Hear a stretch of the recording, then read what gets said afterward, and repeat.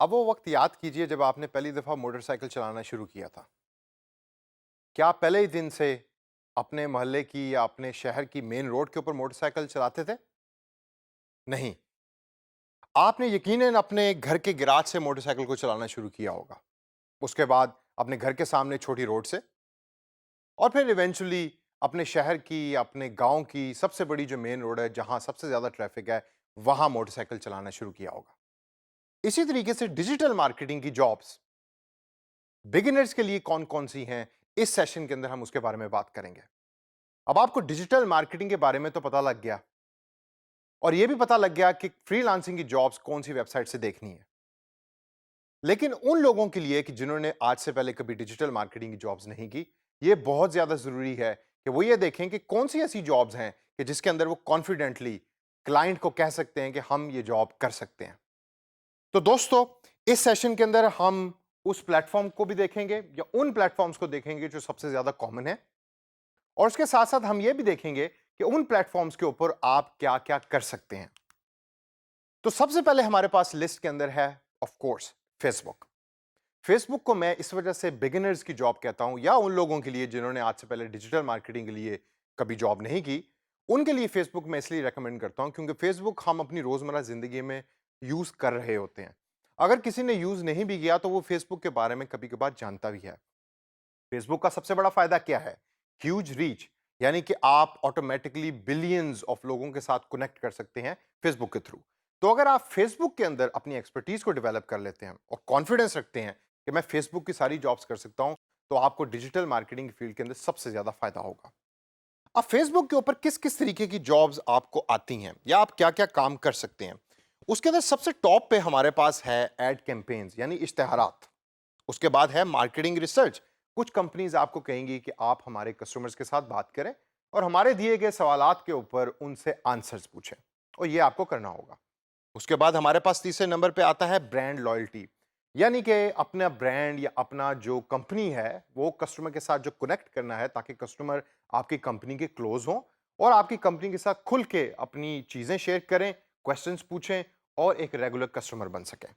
उसके बाद आखिर में हमारे पास आता है इंगेजमेंट, कस्टमर से बात करना या यूजर से उनके फेस कंपनी के फेसबुक के ऊपर बैठ के यूजर से बात करना। इससे अगर हम आगे चलें तो इंस्टाग्राम नाम की एक ऐप है, मशहूर है। हम में से कुछ लोग उसको जानते हैं और कुछ उसको नहीं जानते। उसकी वजह यह है कि इंस्टाग्राम फेसबुक की तरह ज्यादा पॉपुलर नहीं, लेकिन जरूरी बहुत है। इंस्टाग्राम के ऊपर सेलिब्रिटीज होते हैं, एक्टर्स होते हैं, कुछ इंस्टाग्राम सेलिब्रिटीज के नाम से लोग होते हैं कि जिनको लोग फॉलो करते हैं। अब इन सेलिब्रिटीज के साथ आप क्या काम कर सकते हैं या एज ए डिजिटल मार्केटियर आप इंस्टाग्राम को कैसे यूज कर सकते हैं?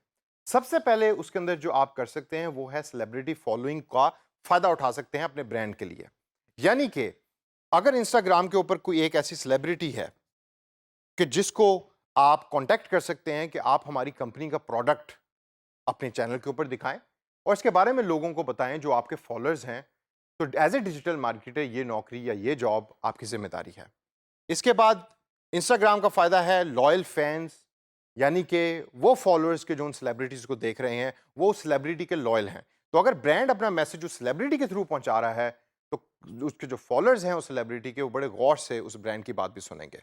और एंड के अंदर हमारे पास आता है कॉस्ट इज बेटर। अब एक कॉस्ट इज बेटर की बड़ी एक इंटरेस्टिंग चीज है। टीवी के ऊपर अगर आपने किसी मॉडल को लेना हो तो उसकी एक सर्टेन कॉस्ट है और वो कभी कभार वो कॉस्ट हाई भी होती है।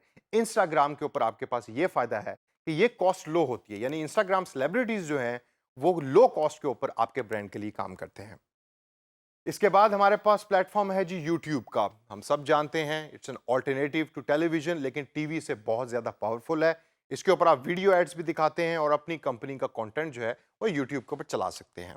फिर हम अगर इससे आगे चलें तो आगे हमारे पास आता है ट्विटर। अगेन फेसबुक के मुकाबले में ये सॉफ्टवेयर कंपैरेटिवली छोटा है, कम लोग यूज करते हैं इसको। ये पब्लिक सॉफ्टवेयर है। इसके ऊपर जब आपने अपने ब्रांड के बारे में एक हाइप क्रिएट करनी होती है, एक शोर क्रिएट करना होता है, तो आप ट्विटर का इस्तेमाल करते हैं। पाकिस्तान में ज्यादातर ट्विटर कौन यूज करता है? सोचिए, सेलिब्रिटीज और पॉलिटिशियंस। इसके बाद हमारे पास एंड के अंदर जो सबसे कॉमन प्लेटफॉर्म है वो है ब्लॉगर डॉट कॉम का। ब्लॉगर डॉट कॉम वो सॉफ्टवेयर है कि जिसके थ्रू आप ब्लॉग्स बनाते हैं। उन ब्लॉग्स के ऊपर आप स्पेसिफिक कंटेंट को शेयर करते हैं और उस कंटेंट जो होता है वो रिलेट कर रहा होता है आपकी स्टोरी के साथ या आपकी ब्रांड की स्टोरी के साथ। जिस तरीके से अगर आप कैमरा बनाने वाली कंपनी है तो आप अपनी कैमरे रिलेटेड न्यूज़ जो है उस ब्लॉग्स के ऊपर रखेंगे। तो दोस्तों इस सेशन के अंदर हमने कुछ और चंद डिजिटल मार्केटिंग प्लेटफॉर्म्स की बात की। आगे चल के अगले सेशंस के अंदर मैं डिटेल में आपको उन जॉब्स के बारे में बताऊंगा जो एक बिगिनर्स के लिए ज़रूरी हैं और उसके लिए स्किल सीखना भी बहुत ज़रूरी है।